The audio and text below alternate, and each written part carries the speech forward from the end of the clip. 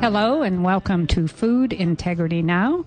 I'm one of your hosts, Carol Grave. I'm here with Susan Wright. Welcome, Susan. Thank you. Matt is not with us today, but we have a very exciting show planned. We have as our guest Larry Jacobs. Larry is an organic farmer, and his farm is Jacobs Farm in California.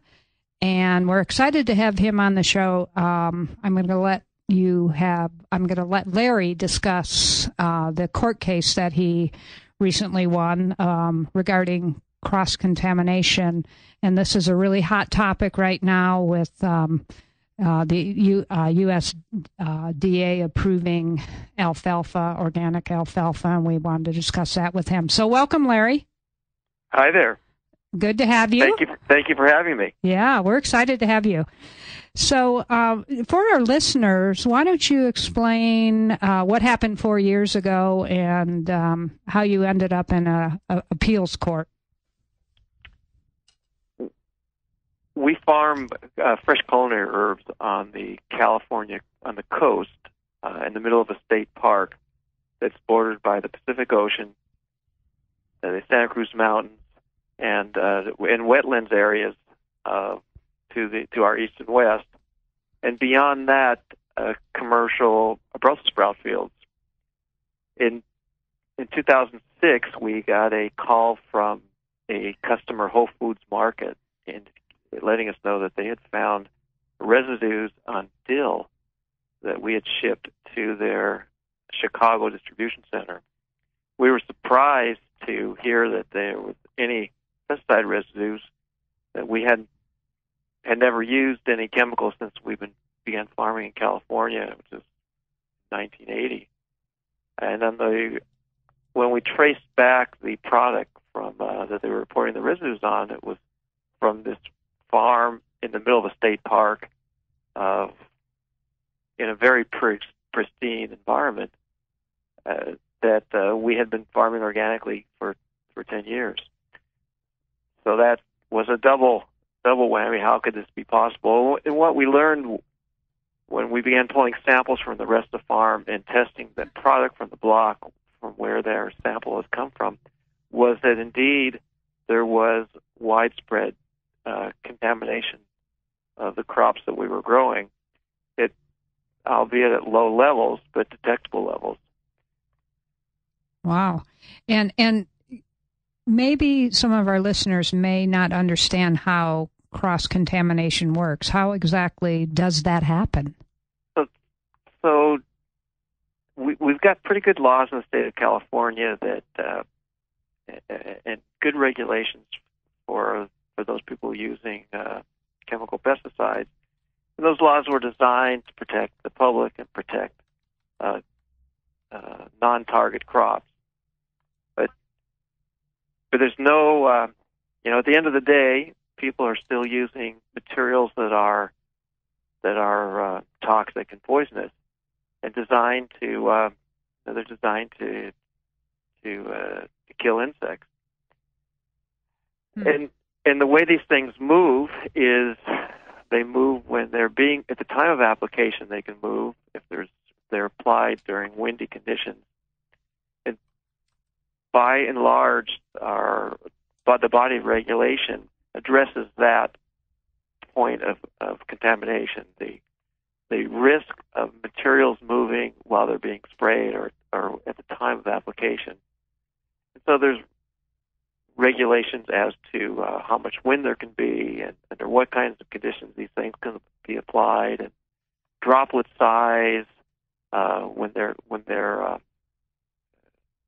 as to the equipment that's being used, how the distance from the spray boom to the plant. There's just a long list of requirements and regulations on how these materials are supposed to be used, correctly used. And how are these regulated? And they're regulated in the state of California, they're regulated by the Department of Pesticide Regulation, and that's the on-the-ground regulation is done by county agricultural commissioners and through the county ag commissioner's office. In our particular case, we were having contamination not caused by the movement of materials at the time of application. It is one of the things that made this case unique. The chemicals that were being used in the neighboring area evaporate after being sprayed. And just the word that's used in the regulation is they volatilize. But this is really the same thing as evaporation. And you can think of this as, some materials are like salt. If you put some salt on a table, it will sit there forever unless it gets wet, but it doesn't evaporate. The molecules of the salt crystals don't turn to a gas and leave the table. So if you spill some water on a table and you wait long enough, the water will all disappear, will all evaporate, and the table will dry off. When a material goes from being a liquid or a solid to a gas, those molecules change form. They go up into the atmosphere and they can drift. They can move around. So what was happening with the organophosphates were being used in the surrounding farms was after they were being sprayed, after they were applied, they would begin to evaporate off the surface of the plants that they were applied to, and they would go into the air as a gas.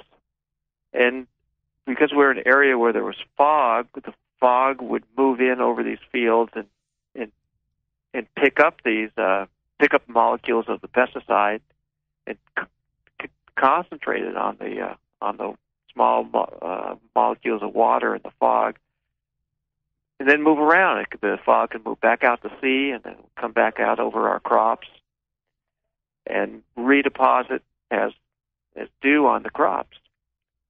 And another mechanism was just the stuff was evaporating as a gas coming off a field. And if you think of a sort of smoldering field of fire, and you can see the smoke coming off a field, and then the smoke just will then move with the wind in different directions.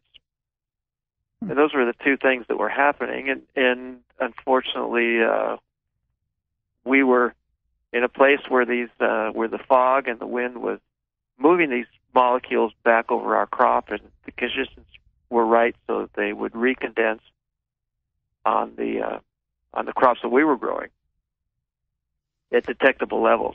Mm. So there were several things that lined up. One was there was a clear indication of contamination from crops being sprayed someplace else. It was very repeatable.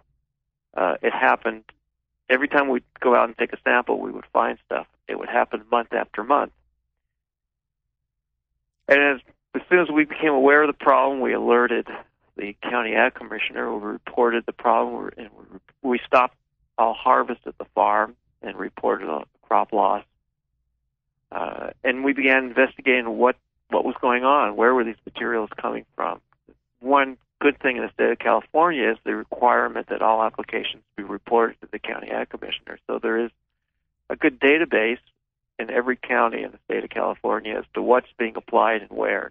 And that's the requirement. That's required by law. Is that just California, or do other states have that? California is one of the few states that requires that. It may be it's the only one that I'm aware of. Oh, that's a shame, isn't it? And it is a problem in other areas of the country because we don't really know. There is no public record of what's being applied. Mm. And you're absolutely right, it is a shame. But at least in this state, we're able to go to the record and look who's applying what and where. So we were able to see that we were able to determine what was being applied around us and who was doing the application. And with that information, we were able to contact them and say, we've got a problem. We need you to, fix it because we're not using these materials. You guys are. Mm-hmm. What was the response to that?